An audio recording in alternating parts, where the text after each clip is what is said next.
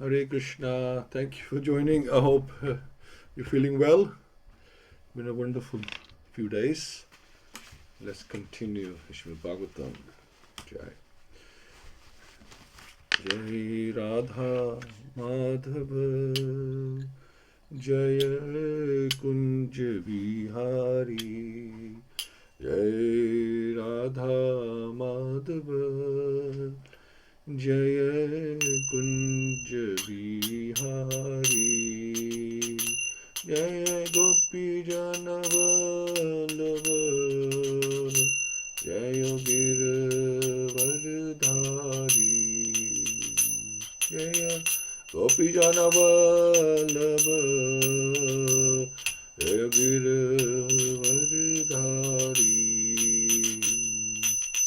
Shodanandana Rajana Randana Shodanandana Rajana Randana Yamuna Tiruvanachari Jai Radha Madhava Jaya Kunja Bihari Jai Radha Madhava Jaya Kunja Bihari Hare Krishna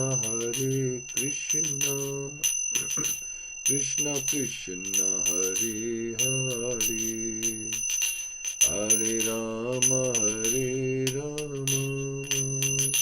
Rama Rama Hare Hare Hare Krishna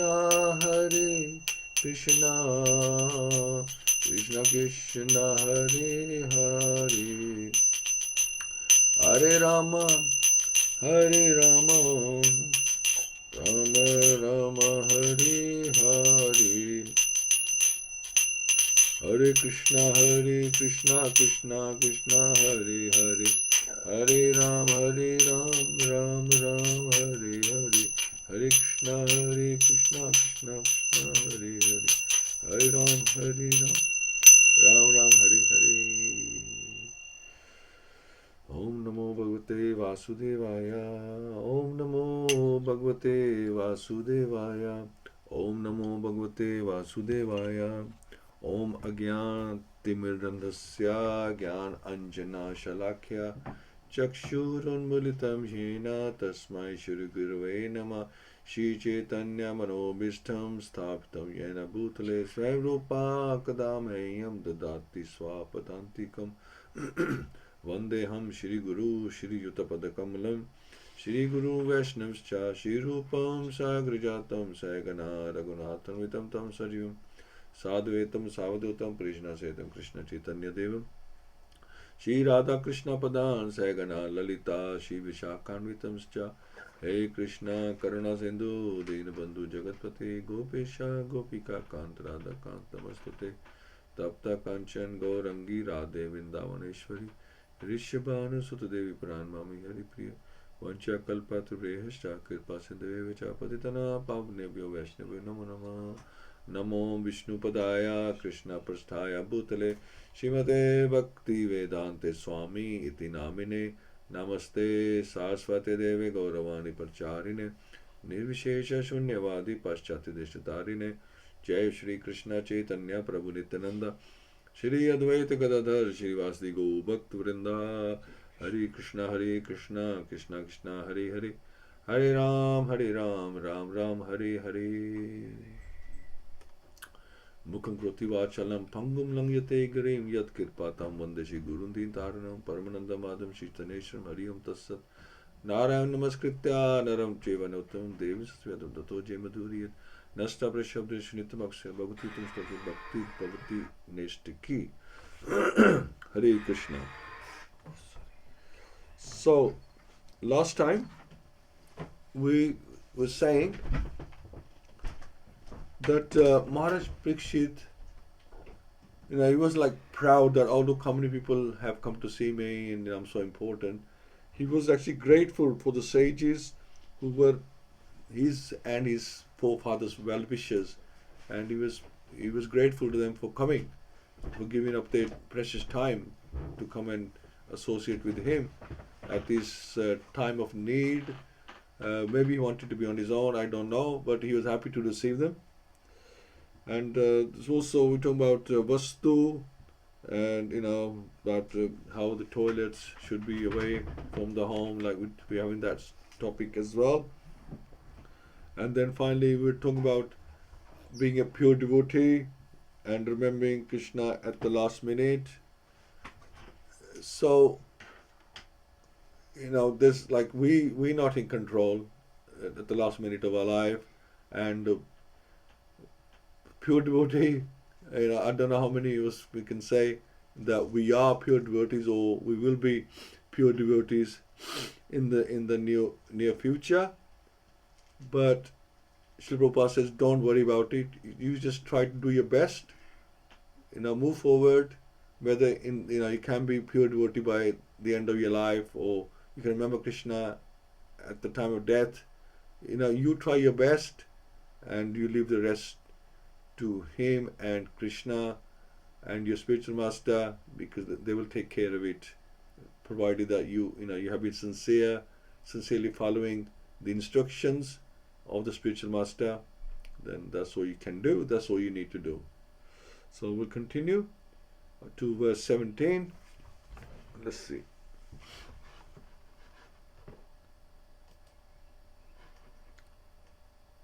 Okay, let's find it. Okay, here we go. Right. Iti samaraja devasya yukta prachina muleshu kusheshu dhira udanmukho dakshinakul aste samudra patneha svasuta anastabaraha.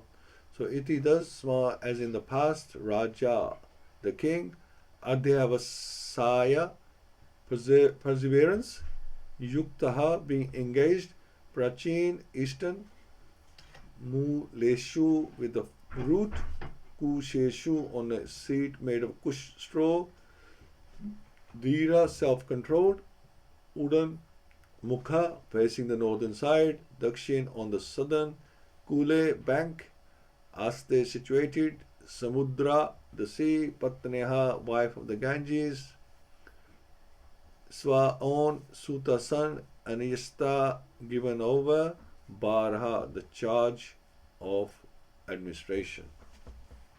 So it says here, in perfect self-control, Maharaj Parikshit sat down on a seat of straw with straw roots facing the east, placed on the southern bank of the Ganges, and himself faced north. Just previously he had given charge of his kingdom over to his son. So obviously you got to pass on the keys to the house to your successor, which he has done. It's given, somebody has to rule as a warrior. As a king, it's your duty to pass the administration. As the responsible king, it's important that you pass on the administration to someone who's capable of running the kingdom, because after all, everyone in his kingdom is his citizen. He sees them in his family and should protect them to the last minute. So he has passed it on to someone, although he's his son, who's capable. So the river Ganges is celebrated as the wife of the sea. The seat of Kusha straw is considered to be sanctified if the straw is taken out of the earth, complete with root. And if the root is pointed towards the east, it is considered to be auspicious. Facing the north is still more favorable for the attaining spiritual success. Maharaj Parikshit handed over the charge of administration to his son before leaving home. He was thus fully equipped for all favorable conditions. So he did all the right things. Anything that can help us, these are like tools for the job. If they can help you, then by all means, we should take that advantage according to Shastric knowledge. And what we can do, we take blessings of the great saints, of our seniors. We take the blessings. They help us to move forward in our bhakti and have a humble demeanor style, speech, and take blessings for everyone. Excuse me. So, see 17. Can we add something? So it's mentioned that while you are healthy, take full advantage and be Krishna conscious. Attach your mind to Krishna. So if and when ill health comes, the body will be inactive, but your mind will be absorbed and attached to Krishna. So, and if the body is not working, the mind continues to work. These are like subtle intelligence, mind. Right? These are very subtle things, and they can still function even if when the time of death, not necessarily the last minute, but for a while,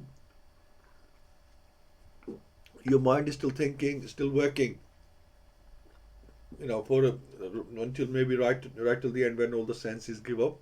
Before that, the mind continues to work, although you may not be able to move your body, but the mind is still functioning.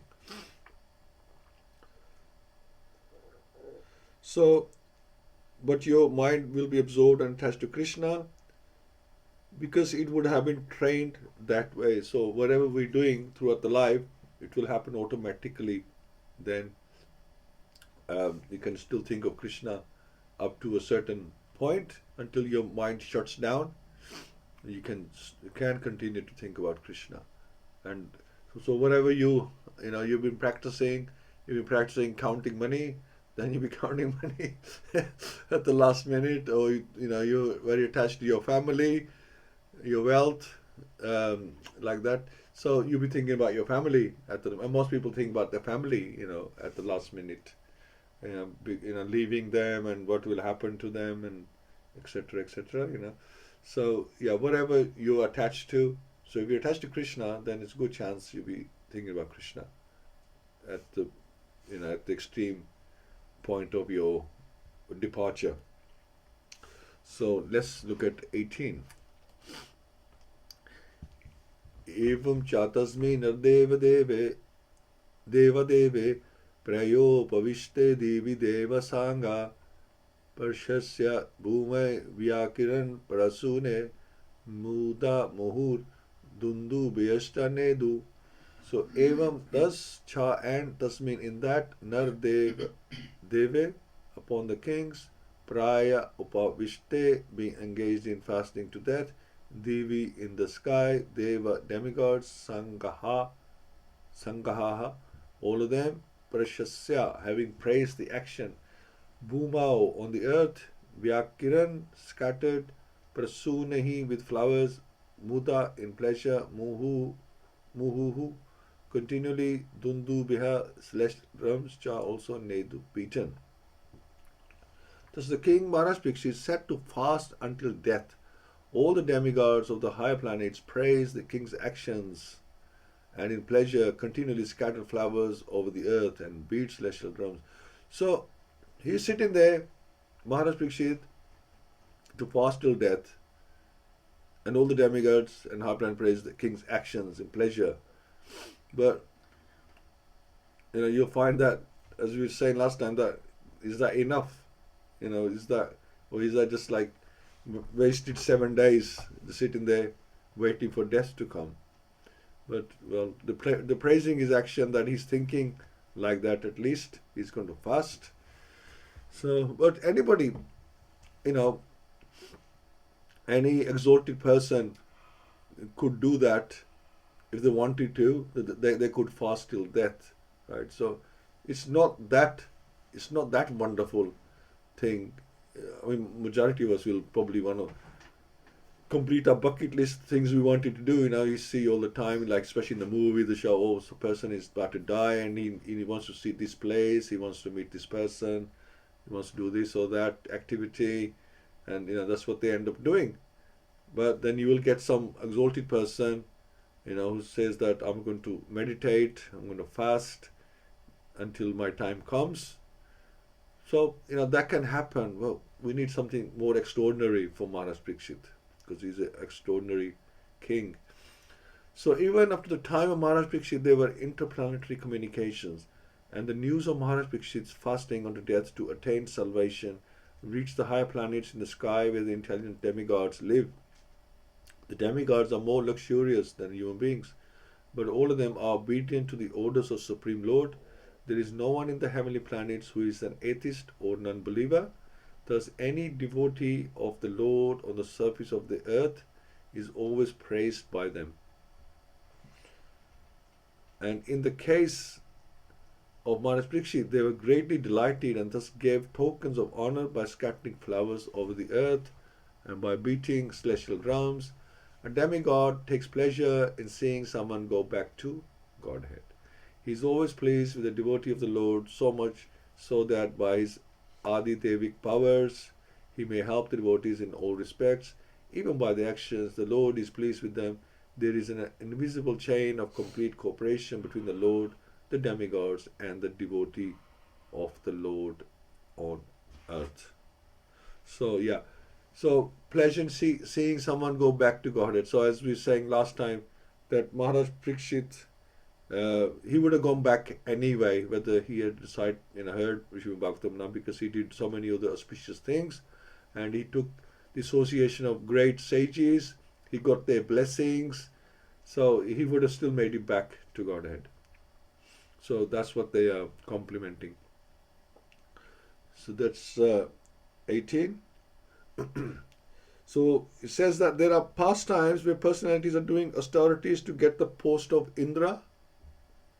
So Indra constantly becomes threatened about his position, whereas the devotees have no interest in his post in Indralok. Okay, you get other people, doing austerities like Vishwamitra, then you get Indra gets worried that why is he doing this? Is he after my seat? So he'll send Menika or to somebody to disturb his meditation. So whereas the devotees have no interest in his post in Indalok, we want to go back to Goloka Vrindavan. That is our. So the demigod's even happier that he's not causing trouble for us. He wants to go back to Godhead, and that's good. We will actually help him with this. So demigods don't need to fear about it. They are happy for us to go back. They also want to serve Krishna's devotees. They want to serve the devotees because they are devotees of Krishna. They want to serve any other devotee who's looking to go back to Godhead. They want to support him. So that's wonderful explanation of what the purport Srila Prabhupada has mentioned, that this is why they're helping him, they're happy for him, they're honoring him. How wonderful that is, that this living entity on the planet Earth is able to go back to Godhead. Because to them we are actually very fragile, we're very weak, and we have very short lifespan. In comparison, we're not as powerful as them, as the demigods. And if somebody so insignificant as a human on earth can go back to Godhead, is seen as a very, very great achievement. But we don't need to worry. As we said, we had Lord Gaurahari who came and made things even simpler for us, because right now we're not powerful as Maharaj Parikshit or anyone else from that time period. So it's very, very easy for us, but we have to stick to it, and which a lot of people are not able to do. Whatever the constraints of the mind, of the body, of work schedules, and I say this because we just had the 24-hour kirtan, opportunity to speak to many people. You ask them, how's your chanting? And it's not that great, not great as it could be, because of various reasons. People have their own personal reasons, so we can't. This is like very minimum requirement. Do some chanting, following some regulations, and doing some service. and not just festivals and 24-hour kirtan and Rath Yatra, but service should be every week, right? We should be doing some kind of service all the time. We should at least have some service. We should have at least one permanent service that we are responsible for as well. So these, but like these are minor things, and anybody can do that. Obviously, you need to be sound in the body to be able to do that. But if you are, then then we should be doing that. Otherwise, there's 9 types of devotional services. Hearing and preaching is also a service. So we can't physically do anything. We can at least do with speech, and with our ears we can serve. So that facility is there. So 19. Maharishyo vai sambhagataye prashasya sadhav iti anumadham manya uchu parjanurgraha shila sara yad uttam shaloka gunabi rupam.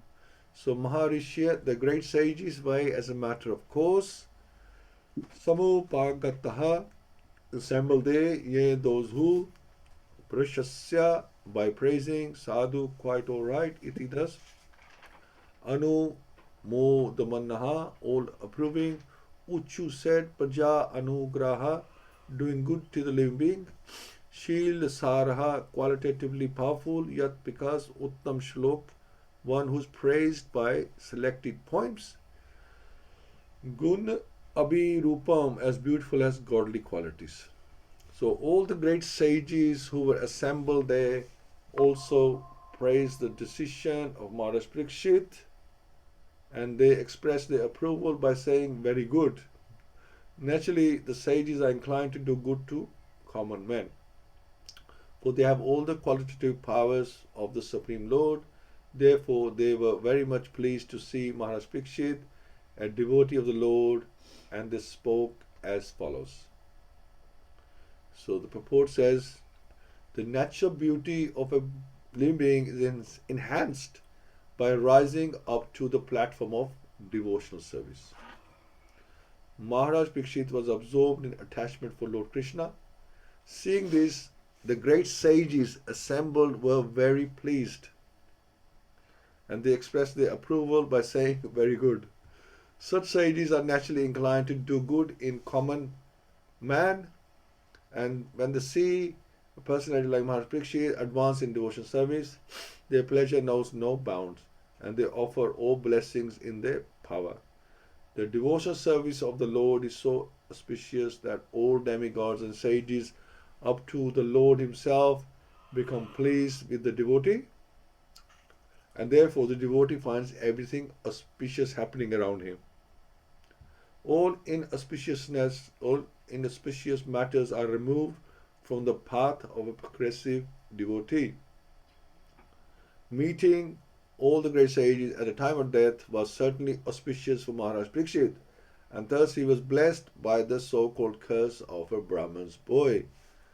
And even when there's reversals in your life, which as we were discussing earlier, we just see them as Krishna's mercy, Krishna's hand in this. We can see Krishna's hand everywhere, all the time, in all the incidences that happen. Just accept that this is what Krishna thinks is best for me, and accept it as auspicious as well. Because you might think, well, this happened, how is this auspicious? But accept it as auspicious, because you remember Krishna is Krishna's choice, Krishna's decision to do that, so it's auspicious. Because Krishna does not do anything inauspicious. 19. So as we progress, or as you become progressive, more committed, more serious, then all auspiciousness or inauspiciousness is removed. Krishna gives us the strength to overcome all obstacles. So, just speaking to some people, they say, "Oh, I'm not able to attend this or that," or they even struggle to get to the 24-hour kirtan, this happened, that happened. And then, you ask them, how's your chanting going? Well, I haven't been chanting too well recently. I said, well, that could be at least one reason. Because if you follow the instructions of the spiritual master, then the obstacles begin to be removed. And if the obstacles are coming in your way, then instead of thinking, why Krishna, why are you doing this? Maybe we can gauge into ourselves. Where could we be going wrong that these things are happening to us, right? A devotee wouldn't probably question it, but if you are being hindered for reaching a destination where Krishna Katha is going on, the holy Sankirtan is going on, if you are being blocked to go there, then we definitely need to question that why are we being blocked when we want to go and hear Krishna's holy name. So then we need to check that. What offenses may I be committing that is, Krishna is blocking me. Just check. And I was speaking to this person, and he totally agreed that I think he need to sort a few things out, and then Krishna will be more merciful to him to get to progress in his spiritual life. So for a devotee, there is no inauspiciousness, but it is not auspicious if you can't get to you want to get to a class and you cannot make it to a class on a Sunday.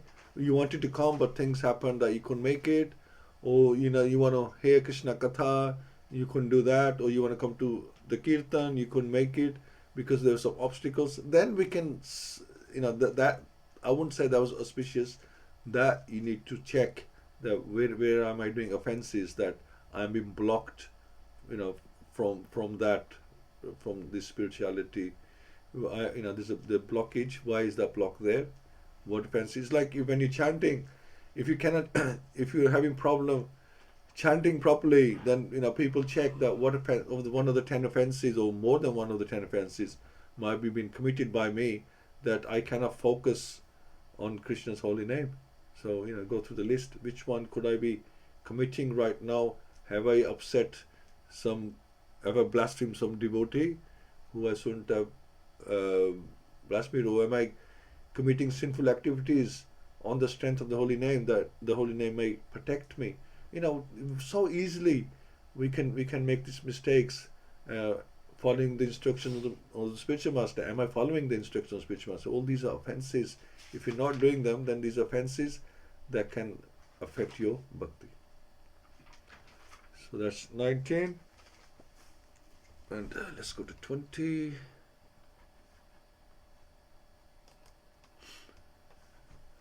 Nava idam rajvishivarya chitram bhavatsu Krishna samanuvrateshu yedhya sanam raj krita justam sadyo jahu bhagvat parashva kamha. So na is neither va like this, idam this, Rajrishi saintly king, Varya the chief, Chitram astonishing, Bhavatsu unto all of you, Krishnam Lord Krishna, Samanu Vrateshu unto those who are strictly in the line of, Yehu, Adhyasanam seated on the throne, Raj Krita helmets of kings, Justam decorated, Sadhya immediately, Jahu gave up, Bhagavat the person regarded, Parash Kamha desiring to achieve association. So the sages said, O chief of all the saintly kings of the Pandu dynasty who are strictly in the line of Lord Shri Krishna, it is not at all astonishing that you give up your throne, which is decorated with the helmets of many kings, excuse me, to achieve eternal association with the personality of Godhead. So it's not at all astonishing. It's like it's expected that Maharaj would do that. So foolish politicians, excuse me, who held political administrative posts think that the temporary posts they occupy are the highest material gain of life, and therefore they stick to those posts even up to the last moment of life. Yeah, you see that especially dictators, they will not give up their seats even when they get very, very old. Without knowing the achievement of liberation as one of the associates of the Lord in his eternal abode is the highest gain of life.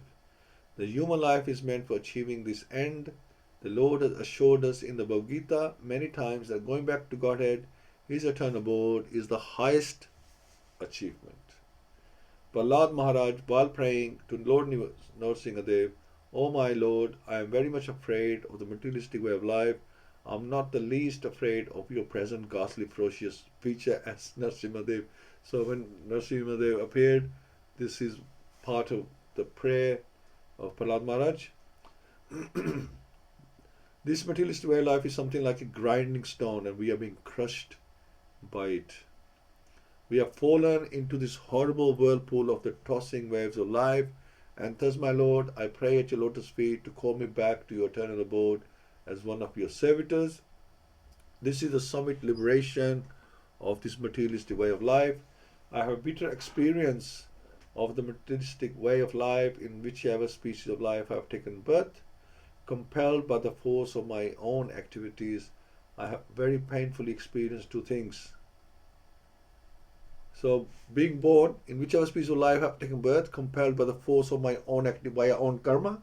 So you take the next birth, next body. I have very painfully experienced two things, namely separation from my beloved and meeting with what is not wanted. Two things. And to counteract them, the remedies which I undertook were more dangerous than the disease itself. So I drift from one point to another, birth after birth, and I pray to you, therefore, to give me shelter at your lotus feet. So, how wonderful prayers. The Pandav kings, who are more than many saints of the world, knew that bitter results of the materialistic way of life. They were never captivated by the glare of the imperial throne they occupied, and they sought always the opportunity of being called by the Lord to associate with him eternally. Maharaj Parikshit was the worthy grandson of Maharaj Yudhishthira. Maharaj Yudhishthira gave up the imperial throne to his grandson, and similarly Maharaj Parikshit, the grandson of Maharaj Yudhishthira, gave the imperial throne to his son Janamejaya. So that's told here now. That is the way of all the kings in the dynasty, because they're all strictly in the line of Lord Krishna. Thus, the devotees of the Lord are never enchanted by the glare of the materialistic life, and they live impartially, unattached to the objects of the false, illusory, materialistic way of life. So the kings are, and Prahlad Maharaj, they've been glorified here. So, yet, most people want to go back home because they are suffering. We're not going back home due to the suffering. We want to go back and be eternal associates of Krishna. If you want to go back home because you are suffering, that is still a material desire. So that's very, very important. Even though we want to go back, somebody says, "Oh, what do you want to do?" Say, "Oh, I want to go back to Goloka, Vrindavan, my eternal home." Oh, that's brilliant, great thought, right? And why do you want to go back there? I want to go back there because I'm sick of this life. I'm sick of this body. I'm sick of the people around me. So that's why I want to go back. Then why don't you just take join in the Brahman effulgence? Then you won't have to be sick of this body, because you won't have a body to be sick of, and you won't have to associate with people. So like that. So a lot of people who want to merge in the Brahman, they're sick of life. They're sick of association of people, sick of this body. They don't want to know anything about the body or association. So they just want to merge in the effulgence of the Lord. But if you want to go back home, and that is also material, that is considered material desire, just because you're doing it for your own personal reasons. And it's very important here, it's mentioned that even going back home to Godhead for the wrong reasons is also a material desire. So we have to be very careful of what our attentions are. Why do we want to go back home?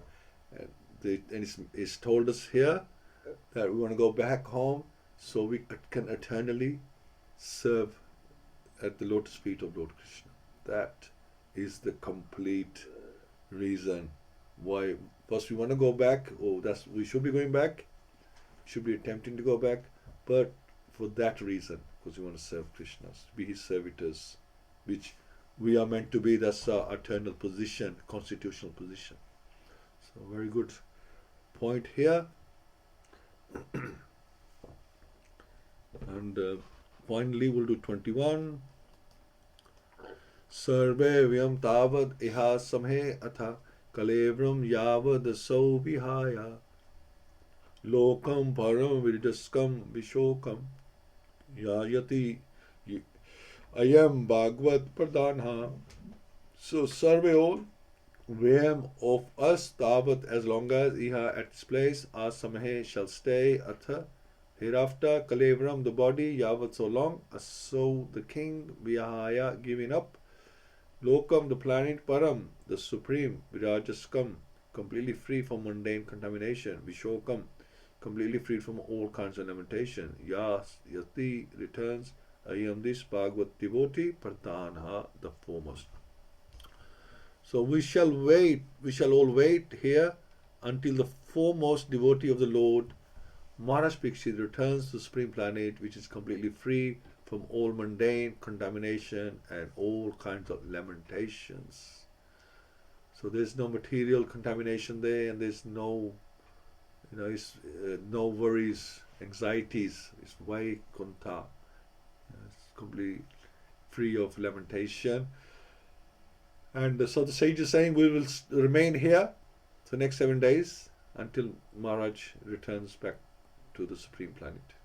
So beyond the limitation of the material creation, which is compared to the cloud in the sky, there is Prabhuyauma, or the spiritual sky, full of planets called Vaikunthas. Such Vaikuntha planets are also differently known as the Purushottam Lok, Achyuta Lok, Trivikarma Lok, Rishikesha Lok, Keshava Lok, Anuruddha Lok, Madhava Lok, Pradumna Lok, Sankarshan Lok, Sridhar Lok, and Vasudeva Lok, Ayodhya Lok, Dwarka Lok. So many, different Vaikuntha planets. And many other millions of spiritual lokas. These are just a handful mentioned here, wherein the personal Godhead predominates in its different moods. All the living entities there are liberated souls with spiritual bodies as good as that of the Lord. So there's no disease or any problems, no disease of the mind or body. There is no material contamination. Everything there is spiritual, and therefore there is nothing objectively lamentable. They are full of transcendental bliss and are without birth, death, old age and disease, which we suffer from here. And amongst all the above mentioned Vaikuntha Loks, there is one, there is always one better than others. There is one supreme lok called the Goloka Vrindavan, that is the topmost planet, which is the abode of Lord Shri Krishna and his specific associates. Maharaj Parikshit was destined to achieve this particular lok. Amazing. Because you think, well, why not Dwarka lok? It's got it's got all the facilities, it's very royal, but the wealth that Goloka Vrindavan has, the Dwarka lok cannot meet that. Which is the abode of Lord Shri Krishna and his specific associates. Maharaj Parikshit was destined to achieve this particular lok, and the great rishis assembled there could foresee this.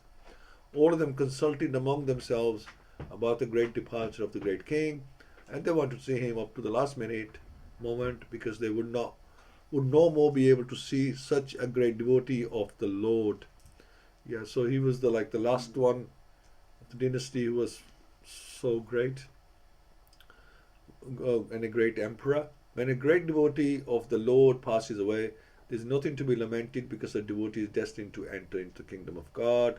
But the sorry plight is that such great devotees leave our side, and therefore there is every reason to be sorry. As the Lord is rarely to be seen by our present eyes, so also are the great devotees, the great rishis, therefore correctly decided to remain on the spot till the last moment. So that is 21. Okay, nothing to add to that. So we're talking about different lokas, and the rishis are going to remain and wait for Maharaj to achieve that. So thank you so much. And we'll start with Kiran Prabhu. Hare Krishna. Hari Hari. Hare Krishna, everybody. Krishna. Yes, I don't know if I'm in class. I'm still high in the clouds somewhere, but I'll make an attempt to put a few words together. Such amazing verses as always. Parikshit Maharaj sat on the kusha grass. There's a very sanctified material from the earth, and he identified a place next to the Ganga or Yamuna, but sat down in an auspicious position facing east, but also his attention was in the north because that's where he was traveling on his onward journey. These little things matter, just like we put a temple in our house facing the rising of the sun. And it wasn't just the Indians, but it's also the Chinese with feng shui and the flows of energy and those kind of things. What happens in our homes and the way we put things and construct things, where the door is, the front entrance, all those things are important. But modern society does not have much care for that. And if you ask the kids why you do it, well, mom and dad, you're just being old fashioned. But it is what it is in terms of, there is the Shastric way of doing things. And so Parikshit Maharaj sat down on the kusha grass, waiting for that auspicious moment to arrive.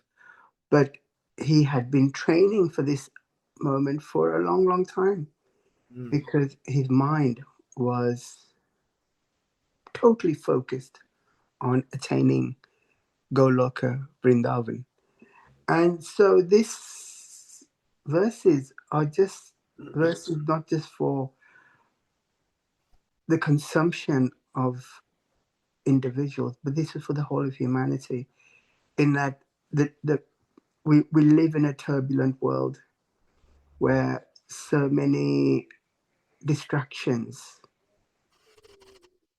or modes of distractions impact upon us. And those modes of distractions have to be harnessed together, such as the senses with the reins, so that we can be trained. The mind has to be trained to only and only seeking the attachment of Krishna and nothing else.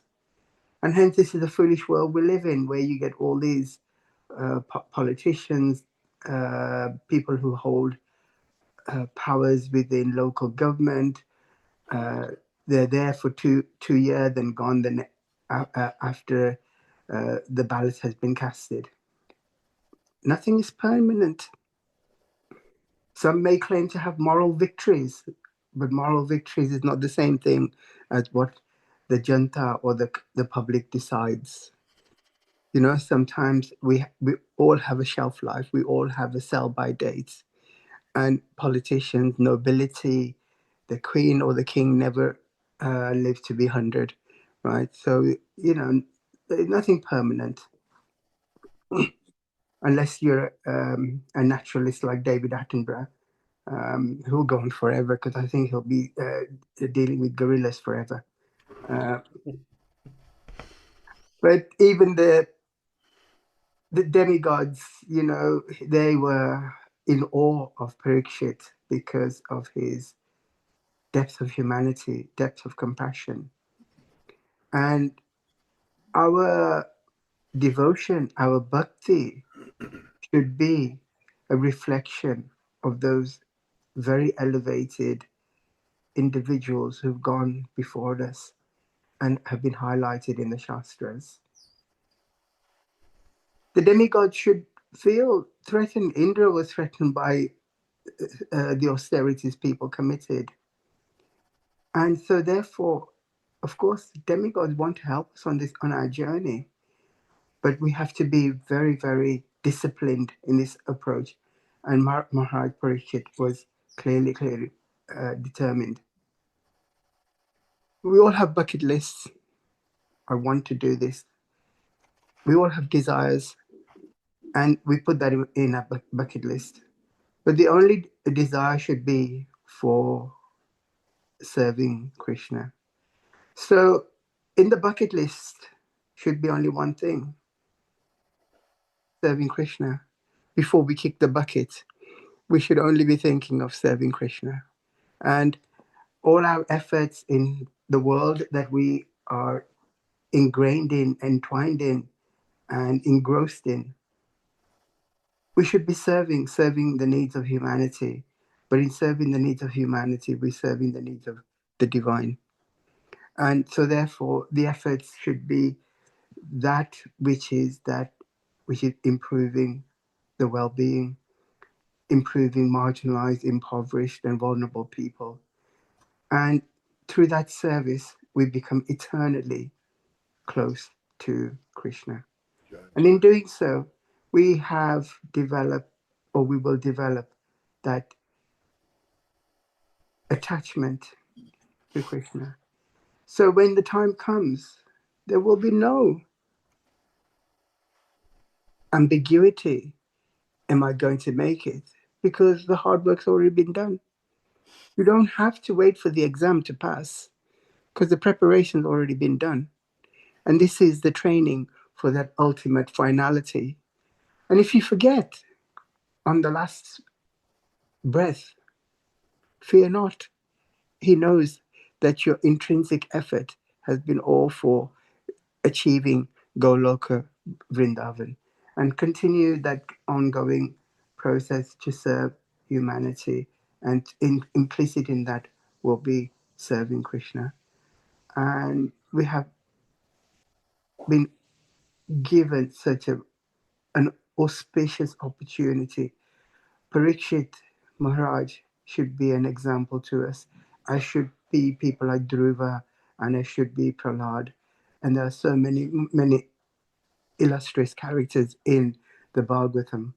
And Krishna is the Bhagavatam.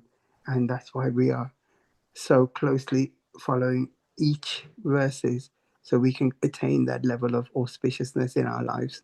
Hare Krishna. Hare Krishna. Thank you for wonderful points, Prabhu. Hina Mataji, Hare Krishna.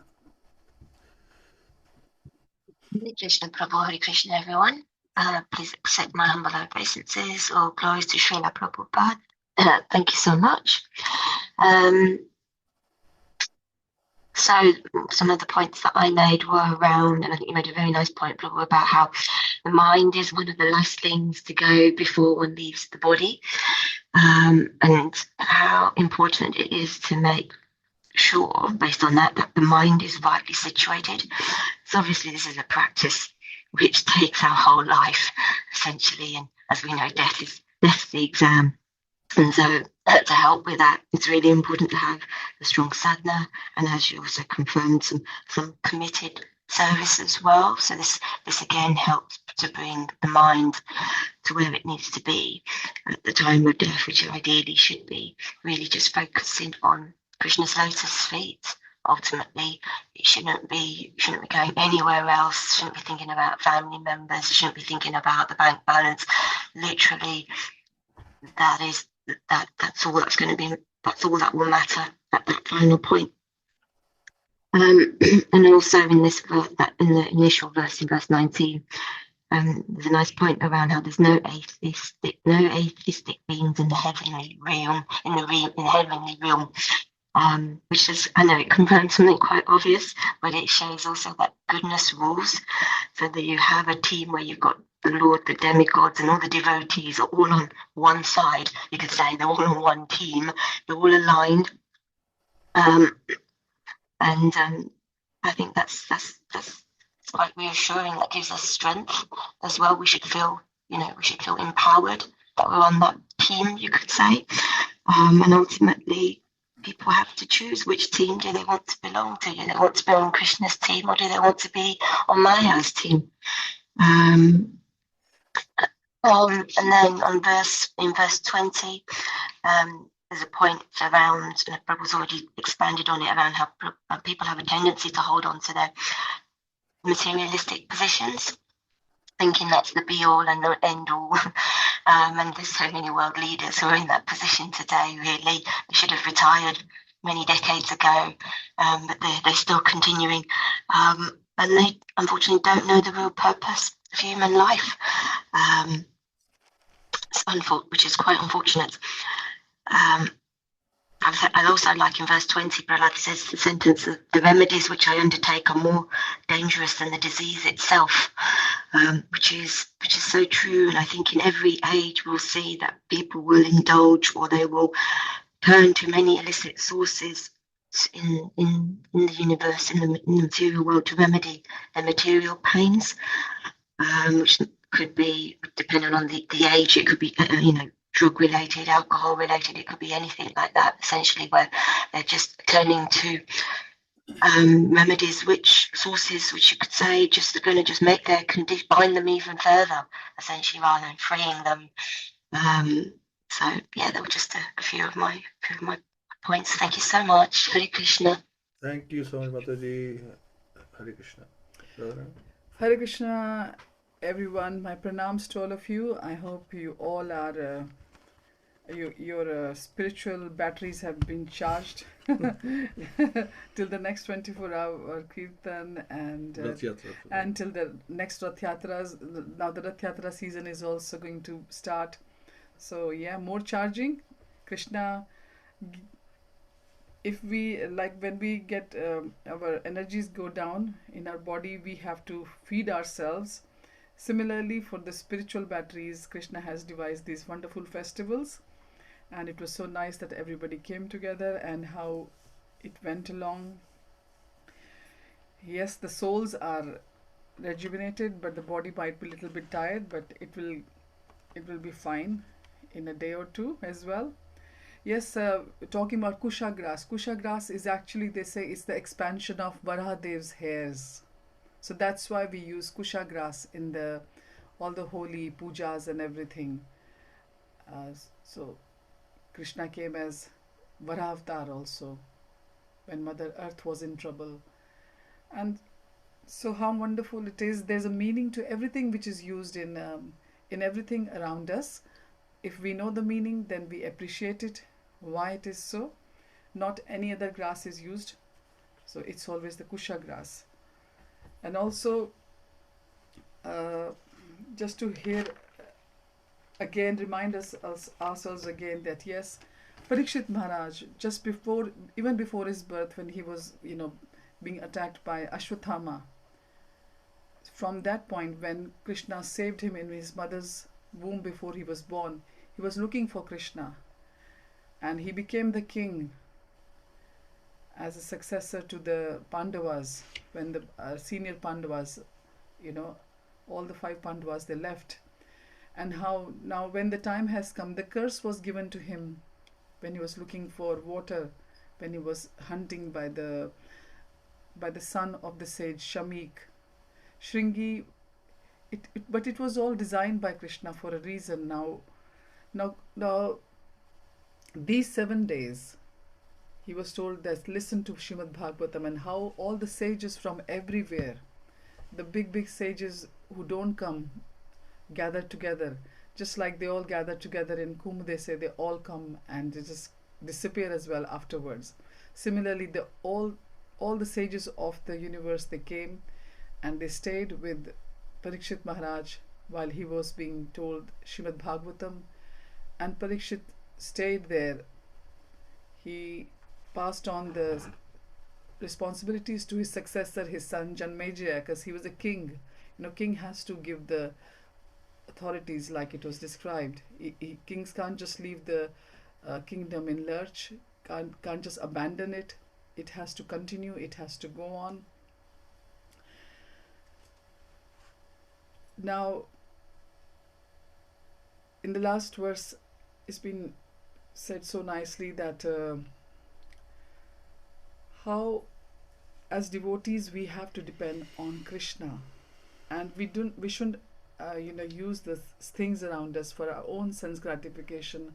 Parikshit Maharaj is the prime example, and all these Rajarishis, the kings, King Janak, Dashrath, all the Pandavas, they didn't wanted the opulence. All they wanted was Krishna. Up to the Mahabharata we have seen, Duryodhan chose all the armies of Krishna, the Chakshuni Sena. But what did Arjun choose? Arjun chose Krishna, because he knew wherever Krishna is, everything is, because everything is coming from Krishna. So exactly, we have to remember that we don't have to be attached to anything coming from Krishna in this material world. We have to be attached to Krishna. We have to go back to him. And if our devotion, our attention is single pointed, we will make back to Godhead. Definitely, we will see so many other lokas as will be taken by the Vishnu Doots after the end of this life, after the end of this journey. But the spiritual journey will begin once we'll be going to Golok Vrindavan. And if Parikshit could give up all the decorations, all the, for a layman we can say, they were like the decorated medals, like the army, the defense people have, whether you're in Air Force or in Navy or in Army. Everything has to be left behind. So similarly, Parikshit was able to leave behind just everything with a click of a finger. He didn't think twice, oh, what's going to happen to this? So many agendas, I'm sure, because he was the emperor. He wasn't the king, he was the emperor. I think I've used the word king before. He had every king in this universe under him. He was the ruler of the whole earth. This is how opulent he was. So, but his goal was so clear. So exactly, we have been reminded again that we have to have our goal very clear. We have to depend only on Krishna. Just like Pandavas, we have to be longing for Krishna, and that is the eternal relationship. And from Gyan, Karma, Dhyan, Krishna tells us again and again in Bhagavad-Gita, in the middle 6 chapters, that Bhakti Yoga is the supreme. So everybody in this world, whether they're following Gyan Yoga or Dhyan Yoga at the moment, or Karma Yoga, but everyone is actually heading towards Bhakti slowly.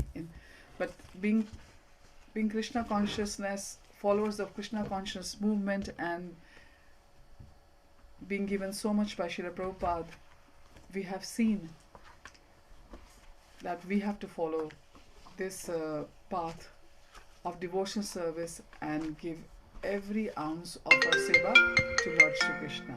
Hare Krishna. Hare Krishna. Thank you so much. And thank you all for joining. Thank you for making the extra effort this morning. And we'll catch up on Wednesday. Bhagavad-Gita, Srila Prabhupada ki jai. Glories. Hari Hari Bol. Hare Thank you, Krishna. Krishna. Hare Krishna. Thank you so Hare much. Krishna.